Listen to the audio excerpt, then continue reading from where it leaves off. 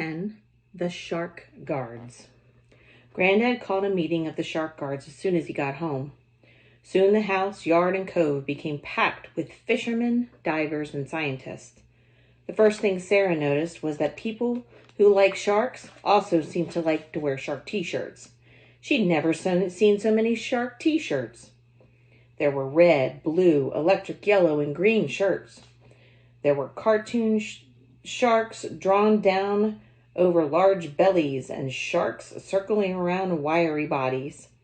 This was a colorful group in many ways, Sarah thought. Sarah walked up to one man who wore a flattened tan cap and a sun-bleached collared shirt. Despite the age of the shirt, he managed to look dressed up, dapper in what Sarah's mother would have called him. "May I interview you?" she asked.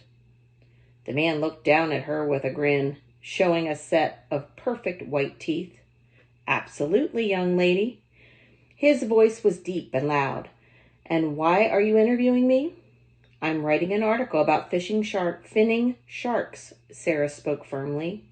"You are you?" As he spoke, Sarah watched him closely. He seemed like the kind of person who you couldn't fool easily.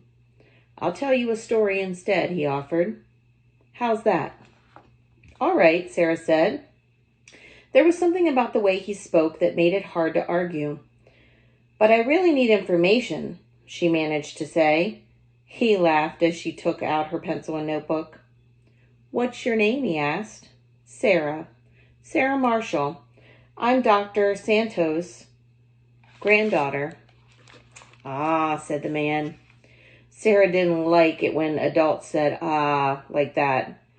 She waited for him to continue. "In that case, I'll tell you another story," he said. "My name is Bascom Washington. I've known your grandfather for a long time. I used to be in the poaching business. For a price, I hunted anything that moved. I didn't pay much attention to the laws that were passed to protect wildlife. I knew where every alligator nested, and I made a lot of money for a while." "I thought poachers were big, scary men with bad breath," Sarah said quickly, and then blushed. Bascom Washington laughed a deep and hearty laugh. "Well, you are something, aren't you?" he said. "I guess that's what most people think. But that's just another stereotype.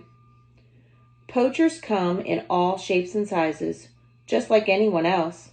There probably are a few with bad breath, though," he added with a smile. "How did you get to know Granddad if you were a poacher?" asked Sarah. When I met your grandfather, he was working for the Department of Fish and Game. It was his job to arrest guys like me. We met in a remote area of the Everglades. We were both surprised to see another human being that far out in the back country. We talked a little. Guess he realized he'd met someone who knew as much about wildlife as he did. Instead of arresting me for poaching, he hired me to find other poachers. I've been honest ever since, and I thank your grandfather every day for it, too." Sarah smiled shyly. "He's been teaching me about sharks, and I thank him every day for that. We swam with sharks on the reef not too far from here. The other day we found a hammerhead that had been finned. Granddad recognized the boat that did it, and that's why we called this meeting." "He took a bit of a thing like you in the water with a bunch of sharks?" teased Bascom. Sarah stiffened and stood a little straighter. "I'll bet you're just about bait size for one of those big sharks." "They weren't interested in me," Sarah began, and then smiled impishly, adding, "I guess the man-eating shark's just another stereotype.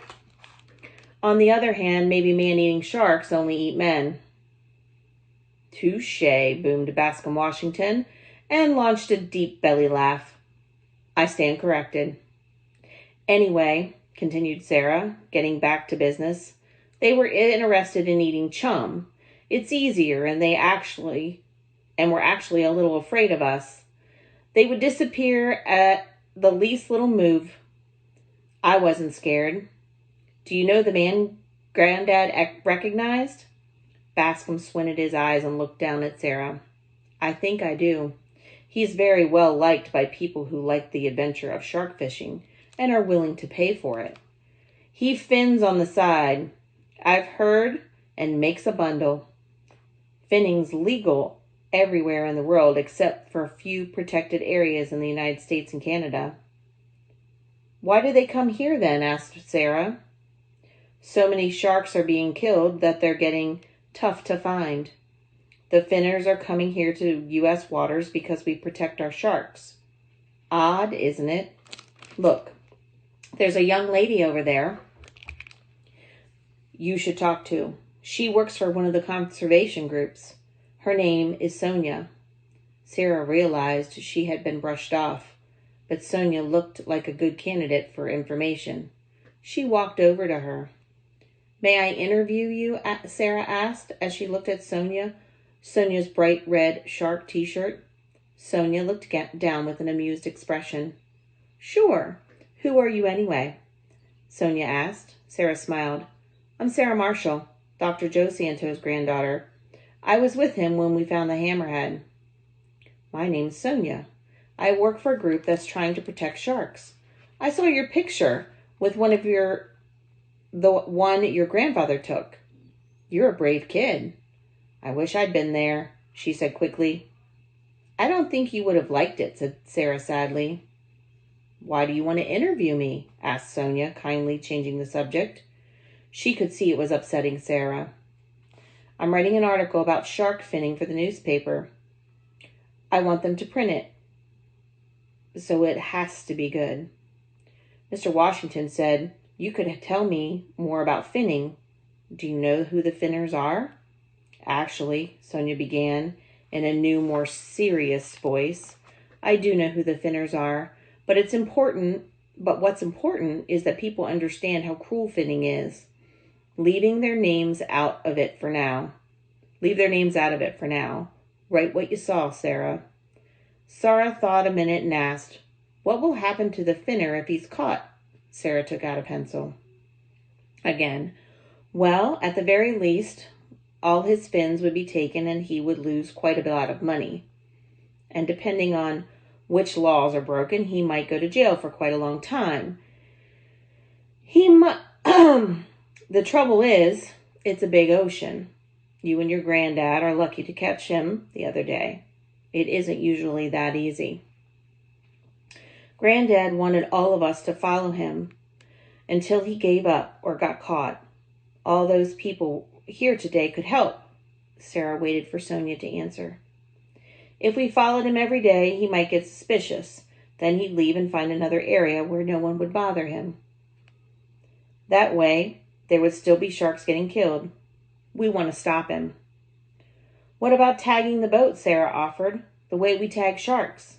That way, the shark guards could follow him at a distance. Sarah hesitated, not knowing what the next step would be.